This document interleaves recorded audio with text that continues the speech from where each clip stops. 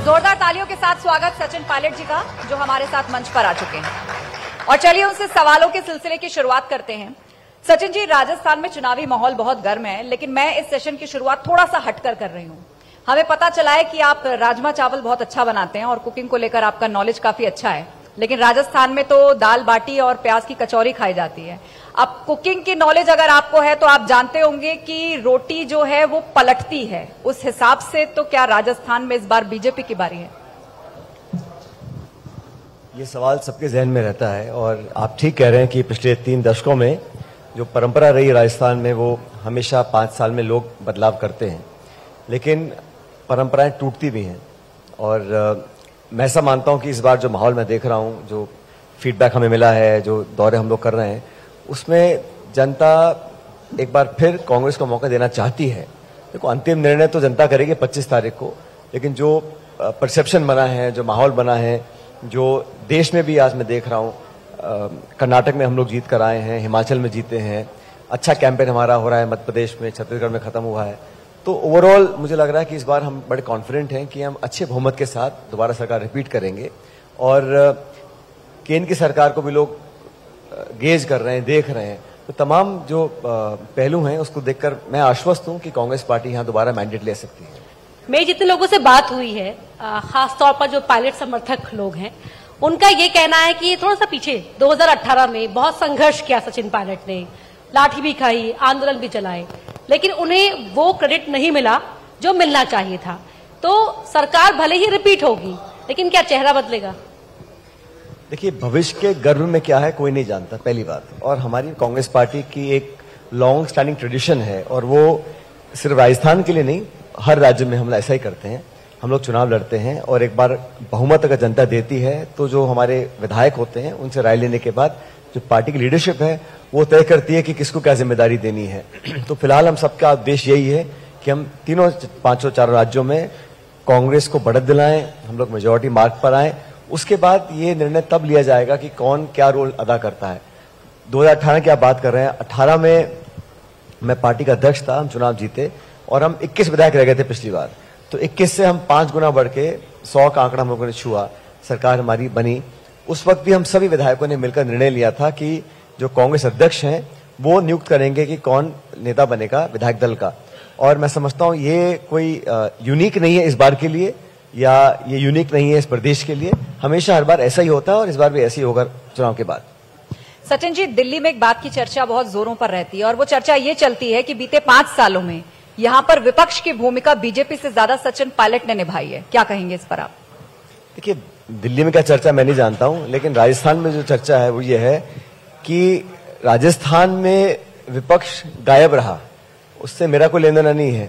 लेकिन 5 साल बीजेपी जो एक नेशनल पार्टी है, अगर 5 साल वो जनता की आवाज बनने की कोशिश करते विधानसभा के अंदर या विधानसभा के बाहर, और लोगों से एसोसिएट करते और एक जागरूक और एक एक्टिव ऑपोजिशन पार्टी के रूप में दिखते, तो शायद आज ये माहौल नहीं होता। क्योंकि मैं भी विपक्ष रहा हूं, मैं 2013 से 18 हम लोग विपक्ष में थे, हम सिर्फ 21 विधायक थे, लेकिन हम लोगों ने एक सिर्फ विरोध करने के लिए नहीं किया, लेकिन एक चेक एंड बैलेंस होता है लोकतंत्र में। अगर कोई गलत निर्णय है या कोई ऐसी नीति है जो जनता को नकारात्मक प्रभाव डालती है, उस पर अपनी बात को रखना, पब्लिक के जहन को समझना, उनके मस्तिष्क में अपनी एक छाप छोड़ना। और मैं तो मानता हूं कि कोई भी राजनीतिक कार्यकर्ता है, पॉलिटिकल वर्कर है, अगर उसको अपनी राजनीति मजबूत करनी है, आगे आना है, तो विपक्ष एक बहुत बेहतर समय होता है उस व्यक्ति को, उस नेता को अपनी बात रखने का, संघर्ष करने का, मेहनत करने का, जनता के बीच में जाने का। और मुझे लगता है कि बीजेपी ये काम करने में नाकाम रही, क्योंकि कहीं ना कहीं उनको लगता था कि वे 5 साल वेट करो, अपने आप जनता हमको वोट डाल देगी। तो कोई बहुत ज्यादा प्रभावी उन्होंने 5 साल तक एक्टिवली यहां जनता में काम नहीं किया। जहां तक आपने मेरी बात बोली है, ये बात सही है कि कुछ ऐसे इश्यूज हैं जो मैं समझता हूं इंपॉर्टेंट हैं, क्योंकि हम जब विपक्ष में थे उन मुद्दों को लेकर हमने जनता को आश्वस्त किया था। और पब्लिक इश्यूज हैं अगर, तो उन एक पॉलिटिकल पार्टी में वो डायलॉग डिस्कशन होना चाहिए, उन बातों को हमें रखना चाहिए, ताकि सही समय पे सही निर्णय लेकर हम दोबारा पब्लिक के बीच में जाएं। जो इश्यूज मैंने उठाए उन सबको एआईसीसी ने, कांग्रेस लीडरशिप ने उसका संज्ञान लिया, उस पर कार्रवाई करी, और हम जनता के बीच में जा रहे हैं। तो मुझे लग रहा है कि ये सब जो हुआ उससे पब्लिक में विश्वास पैदा हुआ कि हमारी कथनी और करने में कोई अंतर नहीं है। इसे आप इत्तेफाक कहिए कि जितने लोगों से मैं मिली राजस्थान के अंदर वो आपको काफी पसंद करते थे, लेकिन एक चीज जो महसूस की उन तमाम लोगों ने भी कि पोस्टर में आने में पार्टी कहिए या आलाकमान का फैसला कहिए कि बहुत देर कर दी। चेहरा तो आपका आया नजर, लेकिन बहुत देर में। अब आप लोग ना कितने दिन पहले जयपुर आए हैं आप? 1 या 2 दिन पहले आप कितने लोगों से मिल रहे लगातार हमारी टीम घूम, लेकिन मैं समझता हूँ ये पोस्टर पे फोटो छोटा बड़ा रंगीन ब्लैक एंड व्हाइट ये सब पब्लिक को फर्क नहीं पड़ता इन चीजों से। पब्लिक मैं समझता हूँ देश की जनता इतनी समझदार है और यहाँ के मतदाता इतने संवेदनशील हैं, बिना कहे वो सारी बातों को जानते हैं, पूरा आकलन करते हैं, नाप तोल के ठोक बजा के बताते हैं कि कौन नेता कार्यकर्ता कैसा है। तो ये हमारी पार्टी में ये एक परंपरा है कि हम लोग जब भी चुनाव लड़ते हैं मिलकर लड़ते हैं। ये बात सही है, जहां हम सरकार में होते हैं वहां जो सरकार को लीड करते हैं ऑब्वियसली जो सरकार का जो पब्लिसिटी होती है वो सरकार के नाम जाती है, लेकिन पार्टियां सरकार बनाती हैं, सरकारों से पार्टियां नहीं बनती हैं। तो पार्टी के अंदर ये निर्णय लिया है पार्टी ने कि हम सब मिलकर चुनाव लड़ेंगे, एकजुटता से लड़ेंगे और आज देश को जरूरत है एक मजबूत कांग्रेस की। कांग्रेस मजबूत कैसे होगी? जब हम राज्य के अलग अलग चुनाव जीतेंगे, और इसलिए हमारा दायित्व बनता है सब लोगों का जो कांग्रेस पार्टी से संबंधित हैं कि हम लोग अलग अलग राज्यों में कांग्रेस पार्टी को विजय दिलाएं, और ताकि जो अगला चुनाव लोकसभा का बड़ा अगले साल आने वाला है उसमें हम लोग सरकार बना सकें दिल्ली में। सचिन जी, आपने तस्वीरों की बात पर जवाब दिया तो उस सवाल को मैं पूरा कर देती हूं, उसको पार्ट 2 समझिए। गहलोत जी ने एक आपके साथ तस्वीर सोशल मीडिया पर शेयर की है और लिखा है कि साथ जीत रहे हैं फिर से, कांग्रेस फिर से। इस तस्वीर की इनसाइड स्टोरी क्या है? तस्वीर सब कुछ बयां करती है, उसमें स्टोरी क्या पूछ रहे हो आप मेरे से? अब पिक्चर करनी पड़ी ना उनको। अब पिक्चर इज वर्थ 1000 वर्ड्स। जो पिक्चर आप इतना उत्सुकता से देख रही हैं उसको पढ़ रही हैं, उस पिक्चर में सब कुछ है। हम मिलकर चुनाव लड़ रहे हैं, मिलकर कैंपेन कर रहे हैं, सिर्फ मैं और 2 नेता नहीं, 10, 15, 20, 50 जो भी हम लोग पार्टी के नेता राजस्थान के मिलकर काम कर रहे हैं, क्योंकि मैंने फिर कह रहा हूं पब्लिक उम्मीद करती है, एक्सपेक्ट करती है कि कांग्रेस एक बेहतर विकल्प बनकर सामने आए। और हम मजबूत कब होंगे? जब हम राज्य में मजबूत होंगे, और जिस राज्य की हमको जिम्मेदारी दी है वहां पर हम पूरी मेहनत से काम कर रहे हैं, मिलकर कर रहे हैं, और इसके अच्छे परिणाम भी आएंगे। तो प्रदेश में आपको क्या माहौल नजर आ रहा है? क्योंकि आप लगातार घूम भी रहे होंगे, देख भी रहे होंगे, फीडबैक आपको मिल रहा होगा। मुझे लग रहा है कि बीजेपी का कोई कैंपेन उठ नहीं पा रहा है।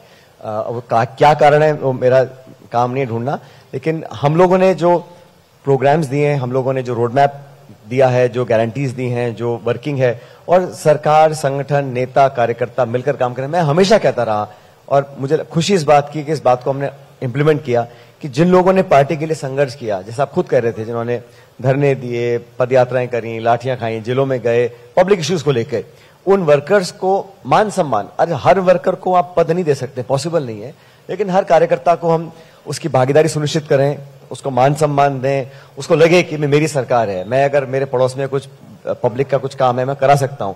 तो वो ताकत अगर कार्यकर्ता को मिलती है तो बूथ पे खड़ा होकर हमारे लिए संघर्ष करता है। तो ऐसे लोगों को अपने सरकार के कार्यकाल में हम लोग मान सम्मान देके उनको आगे बढ़ाएं, और बहुत सारे कार्यकर्ताओं को पिछले कुछ महीनों में हमने वो मान सम्मान भी दिया, रिकग्निशन भी दिया, उससे पार्टी को फायदा मिला।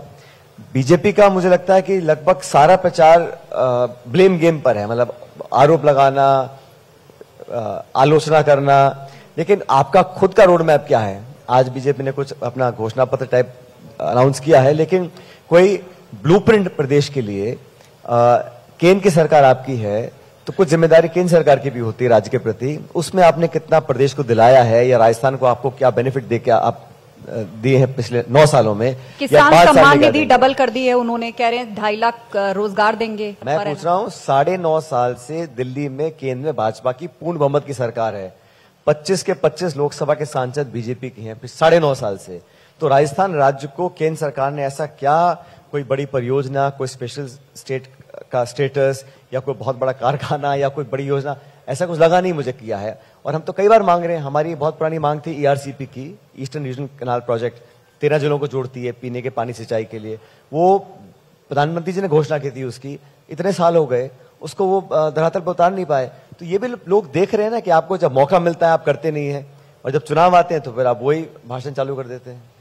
सचिन जी, एक सवाल ये भी है कि थोड़ा सा आंकड़ों की अगर हम बात कर ले तो कुछ ऐसे आंकड़े सामने आए जो राजस्थान की जनता के लिए आपको भी डिस्टर्ब करते होंगे कि बेरोजगारी को लेकर नंबर सामने आए, वो बहुत ही उत्साहित करने वाले नहीं थे। महिला अपराध मामलों में राजस्थान के जो आंकड़े सामने आए, क्या ये आंकड़े आपको भी चिंतित करते हैं, डराते हैं कि नहीं? देखिए, अपराध, महिला उत्पीड़न कहीं पर भी हो अस्वीकार्य है, जीरो टॉलरेंस, एक भी नहीं होना चाहिए। लेकिन राजस्थान में ये बात जरूर है कि हम लोगों ने FIRs को कंपलसरी कराया है। अगर कहीं कोई व्यक्ति पीड़ित है, दुखी है, परेशान है, तो वो जाके बाय लॉ इट्स कंपलसरी। कई राज्यों में उसको छुपाने के लिए, आंकड़े कम करने के लिए उसको नीचे कर देते हैं, और नेशनल क्राइम रिपोर्ट की जो रिपोर्ट्स आती है वो सब आंकड़ों के आधार पर होती है। मैं मानता हूं सरकार को गेज करना चाहिए, अगर कहीं दुष्कर्म होता है या कहीं उत्पीड़न होता है महिलाओं के साथ, उसके बाद सरकार, पुलिस प्रशासन कितनी जल्दी और कितनी तत्परता से अपराधियों को पकड़कर सजा दिलाती है। क्योंकि अपराध तो जहां पर भी है इस देश में होना ही नहीं चाहिए, लेकिन जहां तक दलित, आदिवासी, महिलाओं के साथ तो बिल्कुल ही अस्वीकार्य है, बिकॉज वो शोषित वर्ग होता है। उनको अगर हम संबल और ताकत नहीं दे पाएंगे तो हम अपना काम ढंग से नहीं कर रहे हैं। तो ये जो आंकड़े आप बता रहे हैं, ये हो सकता है ऊपर नीचे हों, लेकिन कम से कम इस प्रदेश में छुपाकर अपने आप को अच्छा बनाने की कोशिश नहीं की जा रही है। आप आंकड़े मध्य प्रदेश के देखिए, उत्तर प्रदेश के देखिए, वो और भी चौंकाने वाले होंगे। सचिन जी, पूरी दुनिया में इस वक्त युद्ध की चर्चा हो रही है, लेकिन राजस्थान के अंदर युद्ध विराम की चर्चा हो रही है, और ये सियासी युद्ध विराम आपके और अशोक गहलोत जी के बीच में चर्चा का विषय बना हुआ है। क्या ये सिर्फ 3 दिसंबर तक के लिए है? आप लोग युद्ध करते हैं, विराम करते हैं, अपने आप ही आप युद्ध डिक्लेयर कर देते हैं, सीजफायर कर देते हैं। हमारी पार्टी के अंदर एक प्लेटफॉर्म है, हमारे यहाँ एक अपनी बात रखने का एक परंपरा है, और मैं नहीं समझता हूं कि हमारी लीडरशिप जो पार्टी की है, चाहे वो खड़गे साहब हैं, चाहे वो राहुल जी हैं या सोनिया गांधी जी हैं, हमने कभी किसी से बात करने में संकोच किया हो। मजबूती से अपनी बात को रखते हैं, और जैसा मैं बार बार कह रहा हूं, आज देश को जरूरत है एक स्ट्रांग ऑपोजिशन की, एक बेहतर विकल्प की, और कांग्रेस को मजबूत करना हम सबकी सामूहिक जिम्मेदारी है। तो आज हमारा एक ही लक्ष्य है कि हम पार्टी को मजबूत करें, चारों पांचों स्टेट्स में सरकार कांग्रेस पार्टी की बने, ताकि 24 के चुनाव के लिए हम लोग मजबूती से आगे आ सकें। एक सवाल ये भी उठता है कि जो तमाम गारंटी की बात करती है कांग्रेस, या महिलाओं को भत्ता देने की बात करती है, या अलग अलग तरह के जो भत्ते की बात की जाती है, क्यों नहीं हम आवाम को सक्षम बनाने के लिए काम करते हैं, बजाय कि उन्हें हम इस तरह की स्कीम्स में उलझाएं? अच्छा, आपने अच्छा सवाल किया। तो जो 80 करोड़ लोगों को हम सब्सिडाइज खाना दे रहे हैं, वो रेवड़ी नहीं है। और अगर हम टैक्स पेयर्स का पैसा इस्तेमाल करते हैं किसी को स्कॉलरशिप देने में, किसी को वृद्ध आयु पेंशन देने में, या किसी गरीब की मदद करने में, पैसा जनता का है। सरकार पैसा कहां से लाती है? इनकम जो टैक्स देते हैं जनता का पैसा है। उस पैसे का उपयोग हम पेंशन में, छात्रवृत्ति में, स्कॉलरशिप में, महिलाओं में, बुजुर्गों को मदद करने में करें, या तो वो कर सकते हैं, या लाखों करोड़ रुपया 2-3 उद्योगपतियों का माफ कर सकते हैं हम। तो मैं तो चाहूंगा कि उस पैसे का सदुपयोग यहां करें। समाज में अगर किसी महिला के गृहिणी के हाथ में पैसा आता है तो उसे क्या करेगी? वो महिला दाल, सब्जी, चावल, चाय पत्ती, खाना, चप्पल, जूते बच्चों के लेगी ना, तो उसे मार्केट में आएगा। और खरबों रुपए हम कुछ उद्योगपतियों को माफ कर देते हैं, उससे किसको लाभ मिलेगा? इसलिए सरकारों की प्रायोरिटीज होनी चाहिए। हाँ, फिस्कल मैनेजमेंट और अपनी आमदनी और आय के आधार पर हम योजनाएं करें। हम सिर्फ घोषणा कर दें और वो लागू ना हो तो जनता का विश्वास खत्म हो जाता है। तो बड़ा रिस्पॉन्सिबली हम लोगों को एज गवर्नमेंट अपनी बात रखनी चाहिए, और मैं मानता हूं हर सरकार को अधिकार है कि अपनी प्रायोरिटी सामने रखें। अगर प्रायोरिटी, हमारा राजस्थान में हमारा जीडीपी मेरे ख्याल देश में टॉप 3 स्टेट्स में है, तो अगर इन्वेस्टमेंट आ रहा है, आमदनी बढ़ रही है, उस पैसे का इस्तेमाल हम कहां करना है, ये सरकार के डिस्कशन पे होता है। और मैं व्यक्तिगत रूप से मानता हूं कि लोगों की भलाई करने में, लोगों को आर्थिक मदद देने में, जो गरीब तबका है, जो पिछड़ा है, और किसी की कॉस्ट पे नहीं हो रहा है, तो ये वेलफेयर स्कीम जो है ये समाज का बहुत बड़ा हिस्सा है। इसको नकारात्मक रूप से नहीं देखना चाहिए। राजस्थान में कांग्रेस का असली पायलट कौन है? आपको लग रहा है कि चुनाव प्रचार में जितना इस्तेमाल आपका होना चाहिए था, क्या हो रहा है? राजस्थान कांग्रेस में असली पायलट हमारा कांग्रेस का कार्यकर्ता है, जो बूथ में, ठंड में, गर्मी में, बारिश में, हर परिस्थिति में कांग्रेस पार्टी का झंडा लेके खड़ा हुआ है। क्योंकि हम सब, ये पार्टी 130 साल पुरानी पार्टी है, और इसमें कई नेता आए, चले गए, और आएंगे और चले जाएंगे, लेकिन जो वर्कर है, जिसके कंधों पे खड़े होकर हम पदों पर पहुंच रहे हैं, असली पायलट तो वही है, मैं मानता हूं। तो पायलट क्या निस्वार्थ भाव से भी फिलहाल मेहनत करने में लगे हुए हैं? वाकई कोई स्वार्थ नहीं है मन में? मेरे को 23-24 साल हो गए राजनीति में। जब मुझे कोई दायित्व दिया है संगठन का, सरकार का, दिल्ली में, प्रदेश में, संसद में, विधानसभा में, उस दायित्व को मैंने पूरी जिद से, पूरी शिद्दत से और पूरी मेहनत से निभाया है। और जब जब मुझे जो जिम्मेदारी दी है उससे मैं कभी संकोच मैंने कभी किया नहीं है। और मैं जब जो काम करता हूं तो फिर पूरी ताकत से करता हूं और उसके सकारात्मक परिणाम आने तक करता रहता हूं। इसलिए मुझे लग रहा है कि हम जो मेहनत कर रहे हैं उसका फायदा और लाभ प्रदेश को मिलेगा, जनता को मिलेगा, कांग्रेस को मिलेगा। सचिन जी, कल वर्ल्ड कप में आपने विराट कोहली की पारी देखी होगी, कितने सधे हुए अंदाज में खेले और एक विनिंग पारी खेली, शतक बनाया। तो क्या सचिन पायलट भी सियासी पारी उसी तरह खेल रहे हैं? मैं समझता हूं विनिंग पारी, क्या आला कमान की तरफ से आपको कोई भरोसा दिया गया है? ऐसा है, शतक अर्धशतक बनाना एक बाय प्रोडक्ट है और जैसा हर एक टीम प्लेयर को करना चाहिए कि टीम जीतनी चाहिए। अगर वो शतक बनाते और हम मैच हार जाते उसका क्या फायदा था? फिर आप मेरी बात समझ रहे हैं? शतक बनाते और हम मैच हार जाते तो क्या फायदा था?